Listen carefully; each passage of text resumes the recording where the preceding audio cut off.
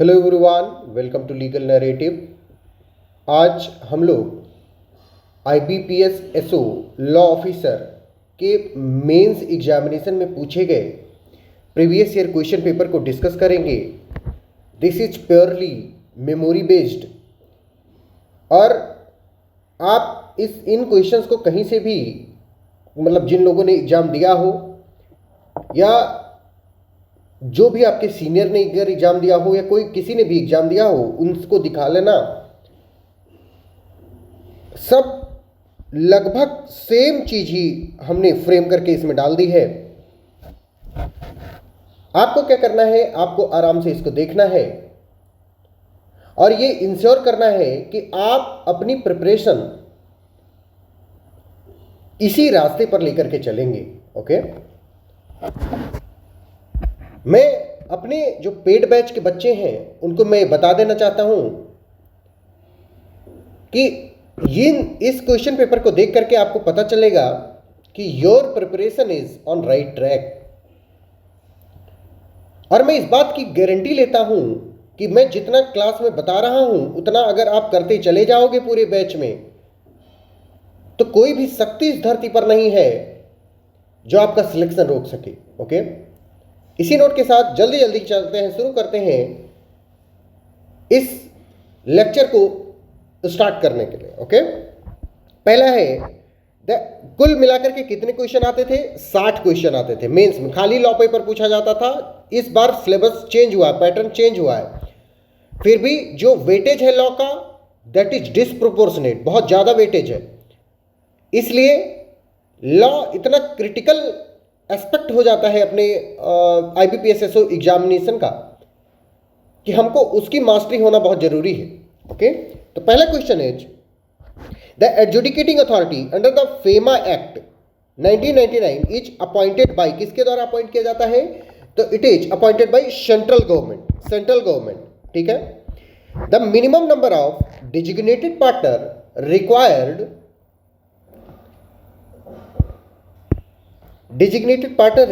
to incorporate a limited liability partnership under LLP Act 2008 is 2, दो लोगों की जरूरत होती है।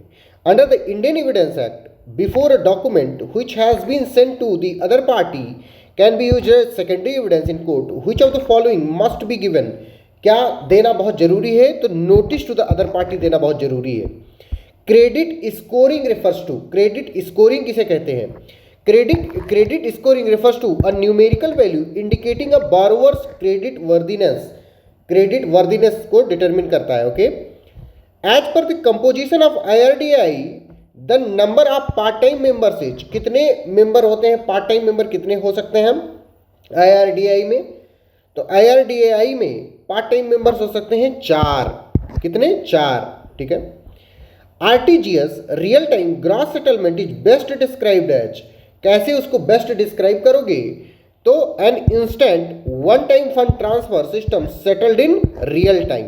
Okay, under the LLP act 2008 the registrar of companies act as, ठीक है, कैसे वो एक्ट करता है वो हमको बताना है। तो it acts as adjudicating authority, वो एडजुडिकेटिंग अथॉरिटी की तरह से एक्ट करता है। ठीक है। Extortion is defined under which section of the Indian penal code, किस सेक्शन में डिफाइंड है इंडियन पेनल कोड को के? तो it is defined under section 383। भैया ये इंडियन पेनल कोड देख करके आप घबरा गए होंगे। घबराना नहीं है। क्यों नहीं घबराना है? इसलिए नहीं घबराना है क्योंकि आईबीपीएस एसओ का लॉ ऑफिसर का कोई प्रेस्क्राइब्ड सिलेबस नहीं है। तो ये आईपीसी और बीएनएसएस, बीएसए सब पूछते हैं, लेकिन उसमें से क्या पूछेंगे ये हम बताएंगे, लीगल नैरेटिव में बताया जाएगा आपको। ओके, कृपा शंकर पांडे बताएगा आपको। ठीक है। The depositories act 1996 is administered by, किसके द्वारा एडमिनिस्टर किया जाता है? तो option is securities and exchange board of India, that is SEBI. ठीक है। Nuisance in legal term means, टाट का क्वेश्चन, न्यूसेंस का लीगल टर्म में क्या मतलब होता है? तो unlawful interference with another's enjoyment of the property को हम न्यूसेंस कहते हैं। ठीक है। लिमिटेड लायबिलिटी पार्टनरशिप से पढ़ेंगे। In a limited liability partnership a partner can transfer his interest, वो ट्रांसफर कब कर सकता है हिज इंटरेस्ट, कैसे कर सकता है, wholly or partly, but the transferee does not automatically become a partner, लेकिन जिसको ट्रांसफर करेगा वो ऑटोमेटिकली पार्टनर नहीं बन जाएगा। ओके, डकैती is defined under which section of the Indian penal code, किस सेक्शन में डिफाइंड है, तो it is defined under section 391।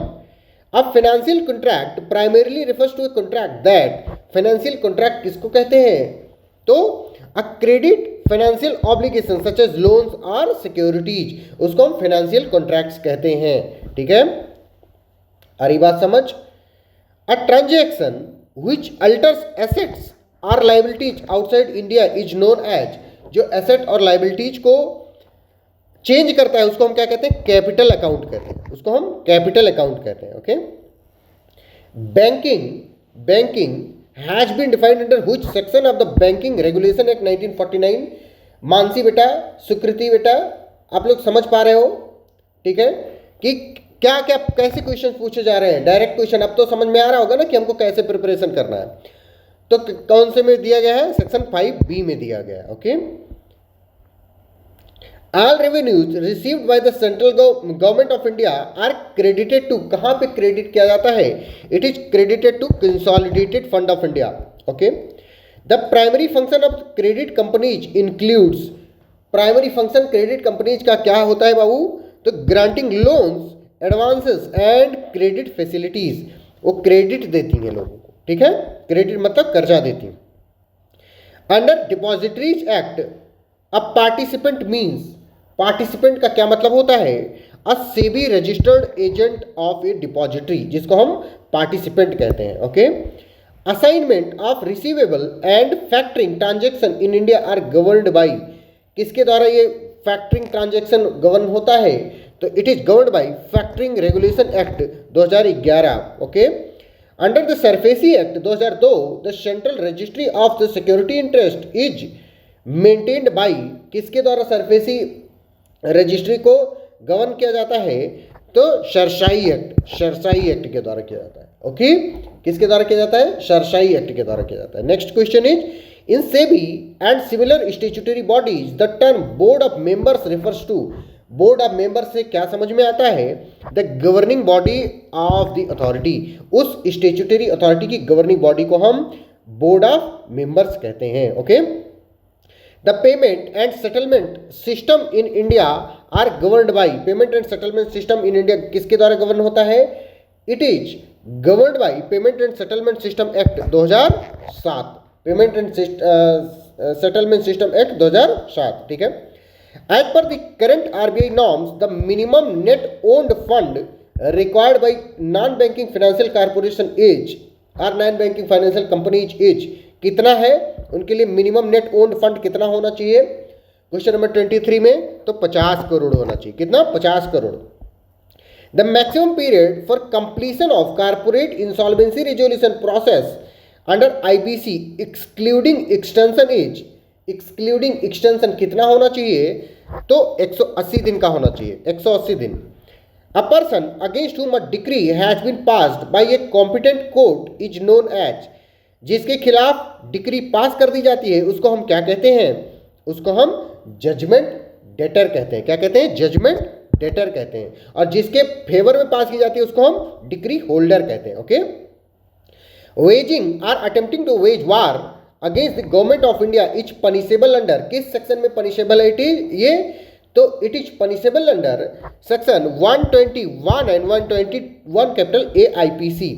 BNS के इसके करेस्पॉन्डिंग प्रोविजन हम लोग पढ़ेंगे। Okay, the foreign exchange management act was enacted in the year, किस ईयर में इसको इनेक्ट किया गया, फॉरेन एक्सचेंज मैनेजमेंट एक्ट को, फेमा एक्ट को, तो कब किया गया है, 1999 में किया गया। ठीक है, private trust in India are primarily govern by, private trust India में प्राइमरीली किसके द्वारा गवर्न किए जाते हैं, it is govern by a trust, Indian trust act 1882 के द्वारा गवर्न किए जाते हैं। Okay, the basic time period prescribed for completion of सिर्फ या CIRP under IBC before any extension is 180 days, कितना, 180 days. Okay, probate under the Indian succession act 1925 refers to, probate का क्या मतलब होता है मेरा बच्चा?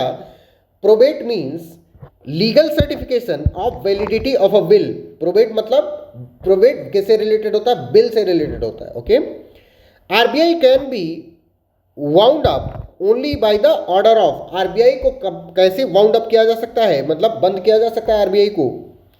RBI can be wound up only with the order of central government के। Okay, claims under the life insurance policies become time barred after how many years under the limitation act? कब, कितने दिनों में वो बार हो जाता है? तो 3 साल में, 3 साल में बार हो जाता है। ठीक है, लाइफ इंश्योरेंस की जब बात की जाएगी तो 3 साल में बार हो जाएगा, कि 3 साल के बाद में तुम उसमें कोई भी नुक्स नहीं निकाल सकते हो कि इसको ऐसे नहीं ऐसे होना चाहिए था। Okay, the stock exchange in India are regulated by SEBI, under किस एक्ट के द्वारा स्टॉक एक्सचेंज को रेगुलेट करते हैं? It is regulated by under securities contract regulation act 1956 के अंतर्गत। Okay, the controller and auditor general of India is appointed under which article of the constitution? तो किसमें अपॉइंट किए जाते हैं बाबू? ये किए जाते हैं आर्टिकल 148 में किए जाते हैं। किसमें? आर्टिकल 148 में किए जाते हैं। Next question is, an appeal against the order of NCLAT to the supreme court under IBC insolvency bankruptcy code must be filed within, कितने दिन में इनको भर देना है? तो ऑप्शन बी 45 डेज में। Okay, the relationship between an investor and an intermediary is governed by, किसके द्वारा गवर्न होता है? एक इन्वेस्टर और इंटरमीडियरी के बीच का रिलेशनशिप तो सेबी के द्वारा गवर्न होता है, सेबी इंटरमीडियरीज रेगुलेशन 2008 के द्वारा। Okay, under the Indian evidence act the burden of proof lies on, किसके ऊपर बर्डन ऑफ प्रूफ होता है? It lies on the person who assert the fact, it lies on the person who assert the fact. Okay, under the PFRDA regulation investment limits are allowed up to how many times of certain threshold? कितने times कर सकते हो तुम? तो 5 times कर सकते हो। Under PFRDA regulation investment limits are allowed up to how many times of certain threshold? तो 5 times. Okay, Indian currency under FEMA includes, Indian currency में क्या इंक्लूड होते हैं? तो इंडियन करेंसी में currency note, coins, other forms issued by RBI which are legal tender in India, सब include होते हैं। Okay, the minimum number of persons required to form a public company under companies act is, कितने लोग required होते हैं public company form करने के लिए? तो 7 लोग रिक्वायर्ड होते हैं। Okay, summons to person confined in jail is legally serve to, किसको लीगली सर्व किया जाता है समन? तो it is lodging it with the jail superintendent, जो उस जेल का सुपरिंटेंडेंट होता है उसके पास में इसको भेजा जाता है। Okay, the minimum capital requirement of 5 crore is prescribed by RBI in the context of, किसके कॉन्टेक्स्ट में 5 करोड़ की रिक्वायरमेंट बताई गई है? It is for certain categories of non banking financial companies, certain category of non banking financial companies. Okay, under the benami transaction prohibition act the maximum period for holding benami property before it becomes liable for confiscation is, कितना साल तक के लिए उसको तुम hold कर सकते हो? तो you can hold it for a period of 7 years, you can hold it for a period of 7 years. Okay, the annual return under the Companies Act 2013 is filled in which form? किस form में annual return file किया जाता है? तो it is filed under MGT 7 में file किया जाता है। Okay, sweet equity shares under the companies act 2013 can be issued to, किसको इश्यू किया जा सकता है? It can be issued to the directors or employees for providing know how or intellectual property. Okay, SEBI approval is mandatory for setting up a clearing house, clearing corporation under, किसके अंतर्गत सेबी का approval चाहिए होता है क्लियरिंग हाउस को setup करने के लिए? तो भैया हमको सेबी क्लियरिंग कॉर्पोरेशन रेगुलेशन 2018 का चाहिए होता है। Okay, an appeal to the high court on a substantial question of law under section 260 capital A of the income tax act must be filed within, कितने दिन में उसको फाइल किया जाना चाहिए बाबू? तो it can be filed under section 45 days में। Okay, an equity share holder is a person who holds, an equity share holder कौन होता है बाबू? An equity share holder is a person who holds equity shares carrying voting right, जो voting right भी carry करता है। A non testamentary instrument is one which non testamentary instrument क्या होता है, which operates during the lifetime of executant, which operates during the life time of executed, जो execute कर रहा है उसके लाइफ टाइम में होगा। अगर टेस्टामेंट्री हो जाएगा मतलब विल, तो वो उसके मर जाने के बाद में ऑपरेट होगा। Okay, section 50 sorry question 50, a banking company is required to give intimation to RBI before opening और closing a branch within, कितने दिन में उसको ओपनिंग या क्लोजिंग ब्रांच का इंटीमेशन देना होगा, तो 30 डेज, 30 दिन के भीतर। Under certain negotiable instrument the date is considered discharge within, date कितने दिन में डिस्चार्ज मान लिया जाता है, 60 दिनों के भीतर। ठीक है, in the context of trust और कंट्रैक्ट द बेनिफिशरीज, बेनिफिशरी किसको कहेंगे, the person who benefits from the trust और कॉन्ट्रैक्ट, उसको हम बेनिफिशरी कहेंगे। A separate charge in security creation means, question number 53, इसका क्या मतलब होता है, an independent security created for a specific obligation. A separate charge in security creation means an independent security created for a specific obligation. Okay. Question number 54. A partner intending to resign from an LLP must give notice of, कितने दिन का notice देना पड़ेगा इसको, तो 30 दिन का notice देना पड़ेगा। कितने दिन का, 30 दिन का। A self prospectus under the Companies Act 2013 is valid for, कितने दिन के लिए वैलिड होता है भाई साहब ये, तो 1 साल के लिए वैलिड होता है। कितने दिन के लिए, 1 साल के लिए वैलिड होता है। The term corporatisation in security law means, corporatisation का मतलब क्या होता है बाबू, तो it means conversion of a firm और body into a company structure. अगर उसको कंपनी की तरह, कारपोरेट की तरह से उसको चेंज किया जाए, तब्दील किया जाए, बदला जाए, that is called corporatisation. Okay, next question is the maximum period of solitary confinement that can be awarded under section 73 of the Indian Penal Code is, कितने दिन का दिया जा सकता है maximum solitary confinement, it can be given for 3 months। okay, the punishment for impersonating a public officer under section 170 of the Indian Penal Code is, impersonate करोगे तो कितनी सजा मिलेगी बाबू तुमको, तुम बताओ, तो तुमको मिलेगी imprisonment for 6 months or up to 3 years। okay, The Banking Regulation Act 1949 came into force on, कब ये फोर्स में आया, तो it came into force on 16th of March 1949, 16th of March 1949। सही बता रहा हूँ कि गलत बता रहा हूँ, एक बार चेक कर लेना आप लोग। The depositories act 1996 came into force on, depository act कब फोर्स में आया, 20 सितंबर 1995 को। ठीक है, ये भी चेक कर लेना, मतलब ये दोनों आप चेक कर लेना। तो देखो ये केम इनटू फोर्स वाला देखो कितना इंपॉर्टेंट है, दो क्वेश्चन पूछा गया है। ठीक है, तो इसलिए हमेशा कि कब ये फोर्स में आया, इसका एक्सटेंट क्या है, इसको इनेक्ट कब किया गया, इसके डिफिनीशन क्लॉज की चीज़ें, ये सारी चीज़ें हमको बाय हार्ट रटी होनी चाहिए, जो कि हमने अपने नोट्स में एकदम बाकायदा सारे एक्ट्स को बना करके 116 पेजेस में दे दिया है। Now it's your turn to revise, memorise and learn it by heart.